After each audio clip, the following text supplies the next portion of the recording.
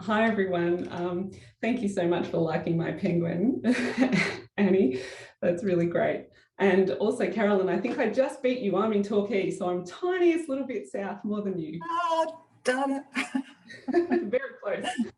It's really nice to meet you all, and thanks so much for coming along.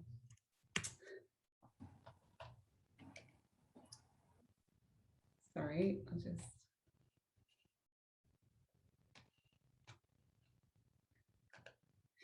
We all like to have fun, spend time with loved ones, try new things and explore the world around us. But my extraordinary nephew, Will, my feisty 94-year-old grandma, Nancy, and 1 billion other people around the world, a disability makes it hard to do the things they love, and they need a helping hand. Assistive technology, or AT, is anything that helps you to do something that you are unable to do on your own.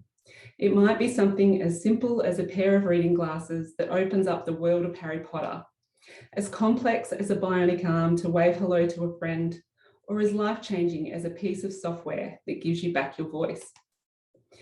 Every year, $35 billion is spent on assistive technology, from the simple walking stick to smart home devices, robotics, and autonomous vehicles. Unfortunately, up to 60% of the technology that is prescribed ends up underutilised and under the bed, a huge opportunity wasted for people living with a disability.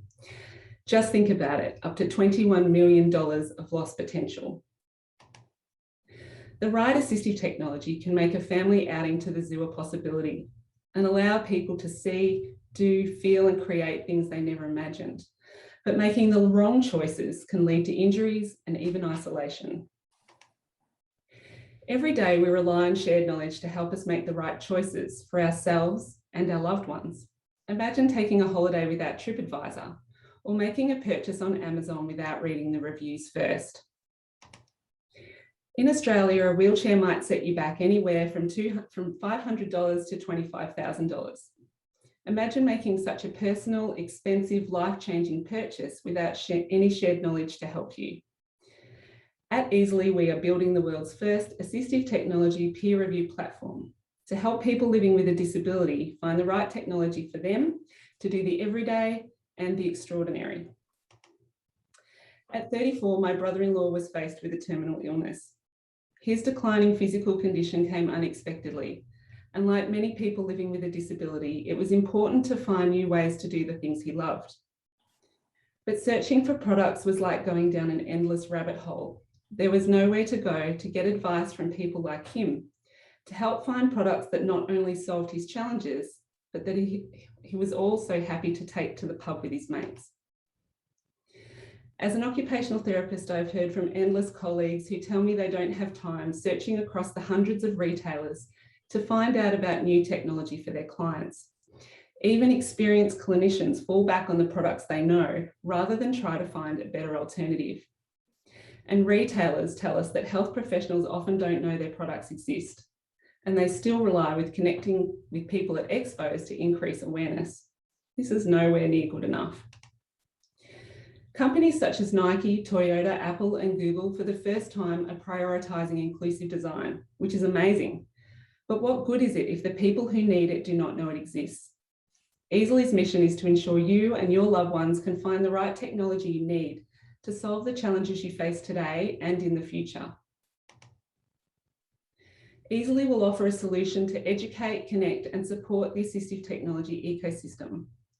The adaptive community can browse new and emerging technologies, read and share trusted reviews, and connect directly with clinicians and manufacturers, increasing autonomy, saving time, energy, and money, and most importantly, finding the right products to solve everyday challenges. Over the past year, we have been connecting with individuals and organisations who share our passion for a brighter assistive technology future. Our Google Analytics show over 500 organic users are visiting our site to learn about products every month without any advertising or marketing. Our next stages are to continue to develop our technology to improve our customer experience based on what we have learned from our growing community. Our subscription model will offer free services for people living with a disability and a tiered offering for clinicians and manufacturers. And looking ahead, Eazilee will offer a premium data subscription service to inform better decision-making for assistive technology companies. We have a passionate team of global volunteer assistive technology trailblazers, including users and clinicians who help ensure Eazilee is designed with and by the community we serve.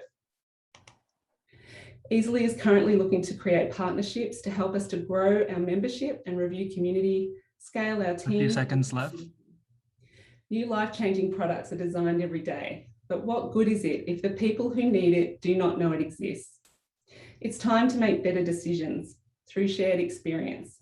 Together, we can help billions of people make life-changing choices and allow everyone to live a little more easily.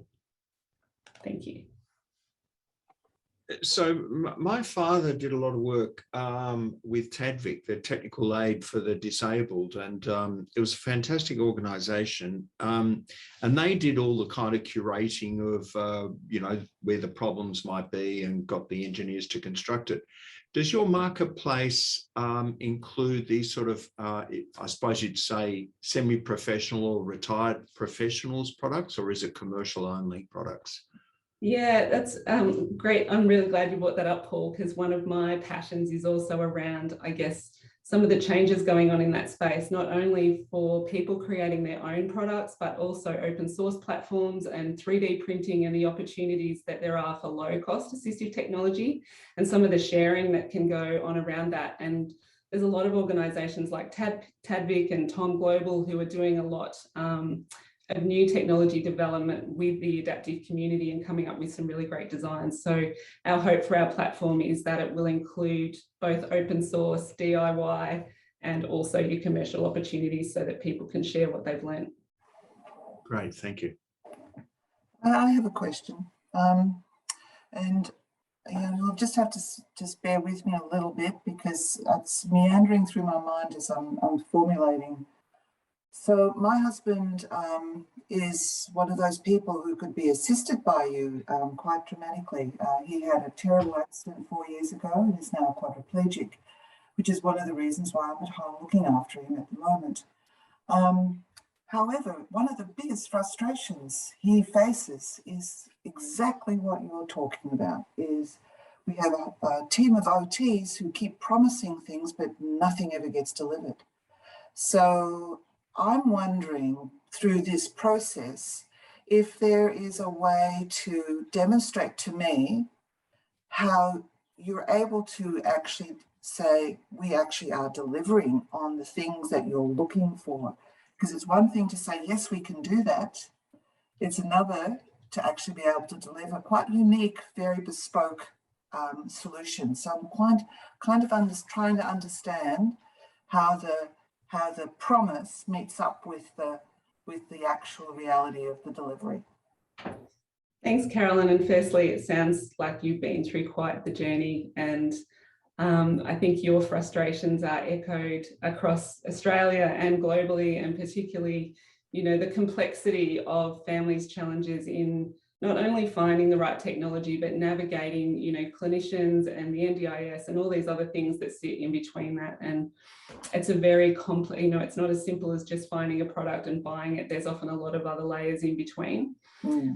What my hope is that traditionally it's been very much a model, like you've mentioned, where someone you know, maybe born with a disability or something's happened to them during their life and they've ended up, you know, with a daily challenge, and they've been very reliant on a clinician particularly to tell them what they need and when they're going to get it.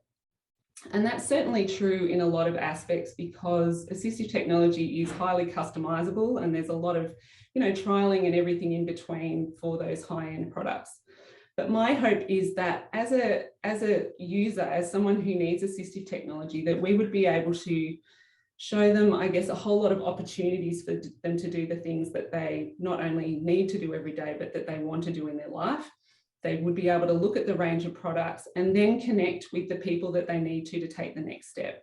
So it might be a clinician that's prescribed that product over and over again that they can connect with on our platform. It might be that they can connect directly with the manufacturer and order a trial or an interview with the person that can help them. Instead of going through all of these different channels trying to find the right person and repeating yourself over and over and over again, which is exhausting. I guess we hope that what we're creating will really utilize that shared knowledge and the experience of clinicians, not only for users, but for clinicians to be able to learn from each other. Because often as a clinician, you might come across a piece of technology and you don't know anything about it, you've never prescribed it before, it might be new on the market. So how do you know what advice to give to your client, you know, whether you're in Torquay or Timbuktu? And if you could connect on a global scale with, say, a clinician who's used this product in Switzerland to teach you, you know, the best way to apply that to your client, I think that would be really amazing. I hope that kind of answers your question.